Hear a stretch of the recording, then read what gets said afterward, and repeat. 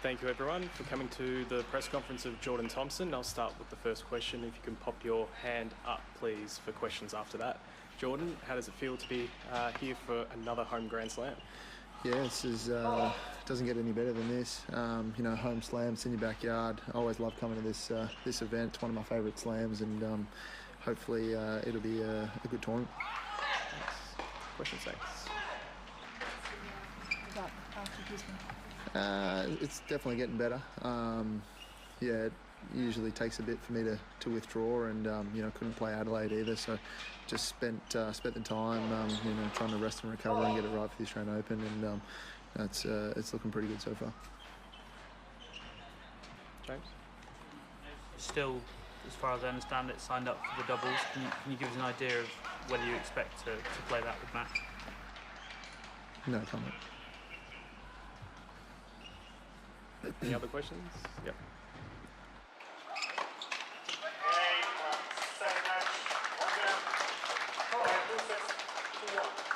Jordan, 3 seeds for Australians in the men's this year. It's a pretty historic moment.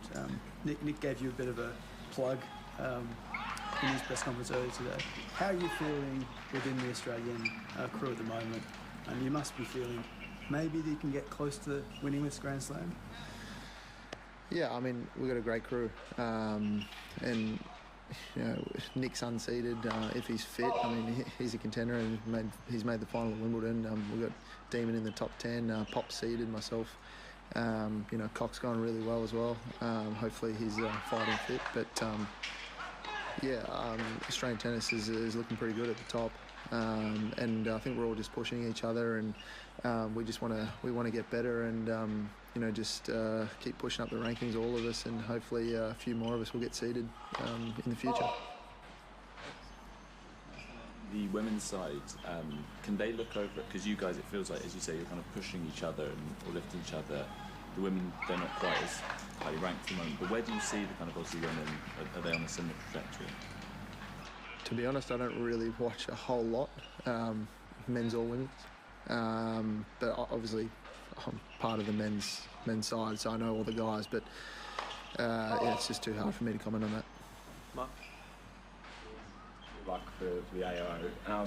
We've seen this week Nick Kyrgios is back in the Davis Cup squad. I was talking to Ben a couple of days ago, and he's crediting you as being the one who seems to have put the olive branch out. Can you talk us through that, and was it you who made that difference? I don't know if it was me that made the difference, but I was in his ear, and I want to play Davis Cup with him. And my debut was with him, and he's one of my good mates, and we grew up playing together since we were 8 years old. So I just told him, well, how good would it be if we're playing Davis Cup, we're playing for our country together, and try and win the event. And we've made the final twice. I think we could have a genuine chance of winning it if we had him in our team. So trying to put that on his shoulders. But no, I'm just thankful that he's agreed to play. Yep. Seems to have taken another step up in the last 12 months or so. Well, just take us into the atmosphere within the tour. The people, how they view him, and whether really he is a realistic chance at this Grand Slam. Well, yeah, he did. What did he do? He did 3 quarters in a row of slams last year. Top 10. I think he got to 6. He's just continually getting better. He's constantly improving. He works so hard. He's very professional. Guys in the locker room know it's going to take a big effort for him for them to beat him. His movement is unreal, and I said at the US Open when I lost to him that he doesn't really have a weakness.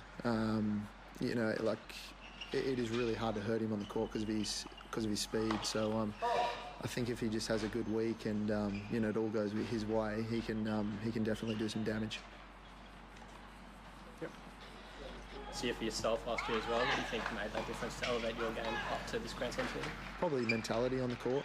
I'm trying to be more aggressive and trying to use all the aspects of the game to win points. Trying to push forward to the net as much as I can. Got to use my speed and my volleys to my advantage.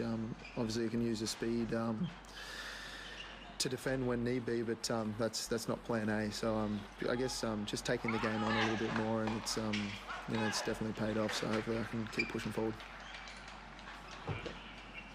No, at the start of a new year, new season, what would constitute a successful year for you? Number one would be staying healthy.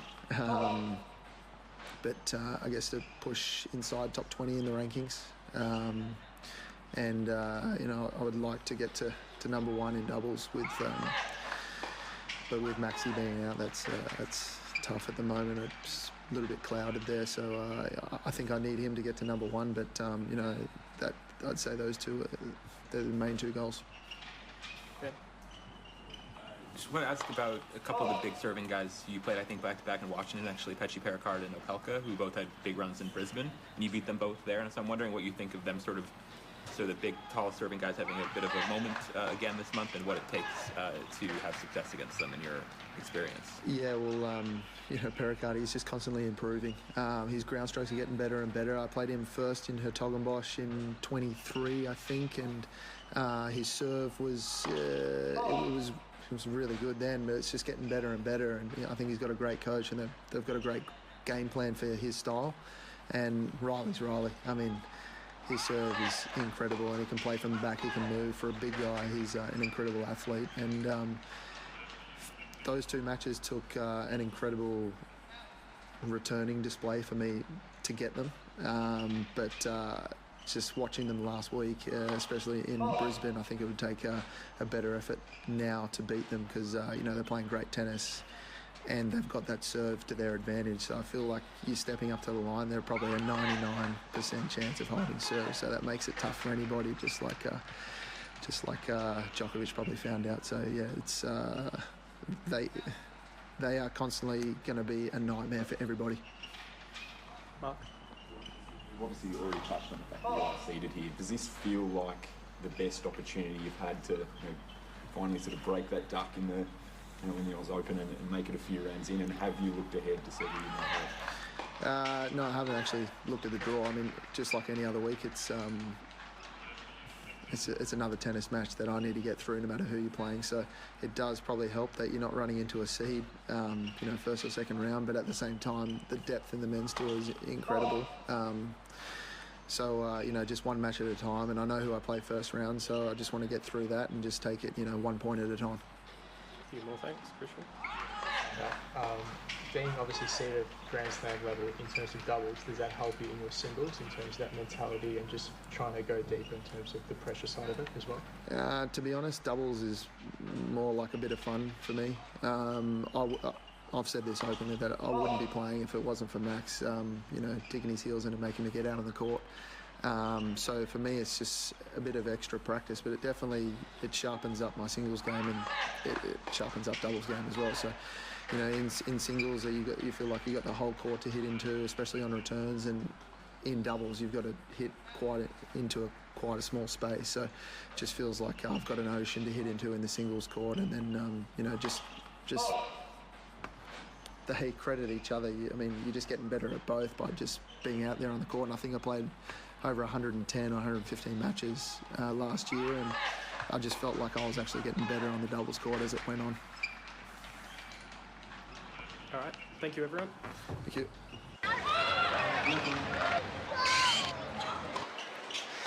G'day and welcome to this Australian Open Life. We tell stories, and our story is Grand Slam tennis, coming to you live from the home of the Australian Open, live in Melbourne, live at Melbourne Park, and being based in Melbourne. But that's all for now. This Australian Open Life, produced by Wise Words Media. We're based in Melbourne, Australia. We are experts on all things Melbourne Park, and all things Australian Open 2025. Bringing you the sights, sounds, summer of tennis. Thanks for listening. Thanks for watching whatever I'm playing over the top of this audio-only radio-style commentary. You're listening to The Bloke Who Walks. Thanks for listening, thanks for watching, and we'll chat to you soon. Bye for now.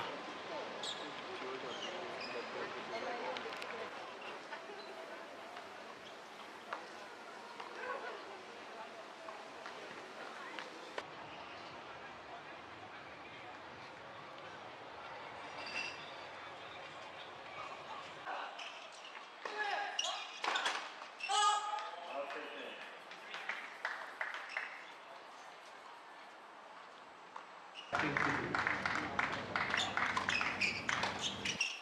on a second, did we say there's other information about ground passes? Yes, there is.